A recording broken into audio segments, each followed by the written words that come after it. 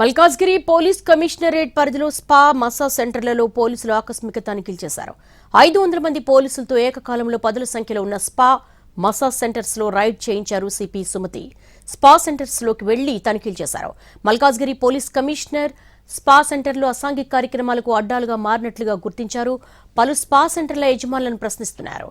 అనుమతులు లేకుండా నిర్వహిస్తున్న స్పా సెంటర్ సీజ్ చేశారు. 40కి పైగా కేసులు నమోదు చేశారు. 50 మందికి పైగా వ్యక్తులను అదుపులోకి తీసుకున్నారు.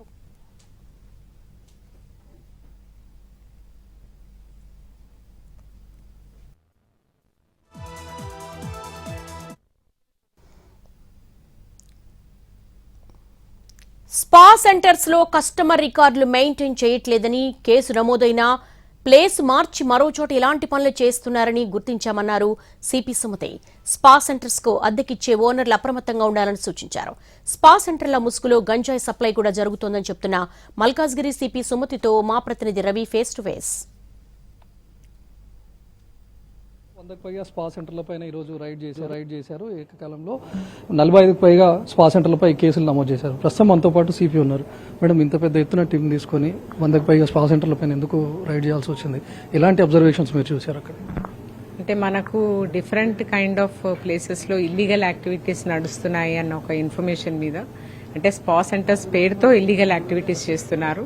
అండ్ దానికి వచ్చే వాళ్ళు కూడా డిఫరెంట్ కైండ్ ఆఫ్ హ్యాబిట్స్తో, అంటే కొంచెం గాంజా కన్జ్యూమ్ చేయడము, లేదంటే ఇంకో రకమైన వాళ్ళు దానికి రావడము, తర్వాత వీళ్ళు ఏ రకమైన పద్ధతులు తర్వాత నియమాలు పాటించకుండా చేస్తున్నారన్న ఒక ఇన్ఫర్మేషన్తో మనం ఒకవేళ తెలిసి ఏమాత్రం లీక్ అయినా కూడా అది మళ్ళీ ఇంకో ప్లేస్కి షిఫ్ట్ చేస్తారు. అందుకనే చాలా కన్సర్టెడ్గా ఆల్ టీమ్స్ ఆధ్వర్యంలో 4 ఎస్ఓటీ టీమ్స్ ఆధ్వర్యంలో ఈరోజు 4 డివిజన్స్లో 3 జోన్స్లో ఒకటేసారి దాదాపుగా 500 మందికి పైగా ఆఫీసర్స్ డిఫరెంట్ ప్లేసెస్కి వెళ్లడము, రైడ్ చేయడము.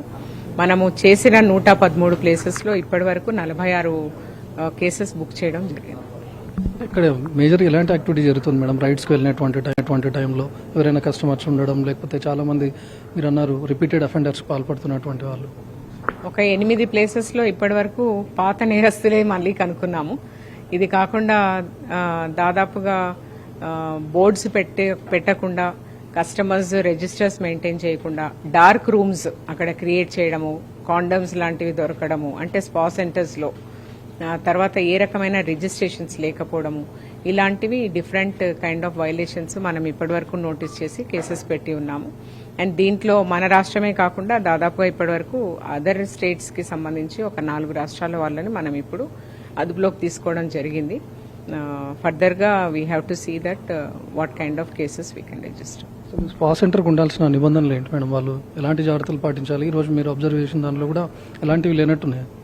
100% display boards, municipal permission, DIN, తర్వాత వాళ్ళు ఎవరైతే థెరపిస్ట్ని పెట్టుకుంటున్నారో ఆ థెరపిస్ట్ యొక్క అక్రెడిటేషన్ అంటే సర్టిఫికేషను, తర్వాత కస్టమర్స్కి సంబంధించిన రికార్డ్స్, వాళ్ళు చేసే అక్కడ చర్యలు ఏమిటి అన్నది కూడా చాలా డీటెయిల్డ్గా వాళ్ళు ఇవ్వవలసి ఉంటుంది.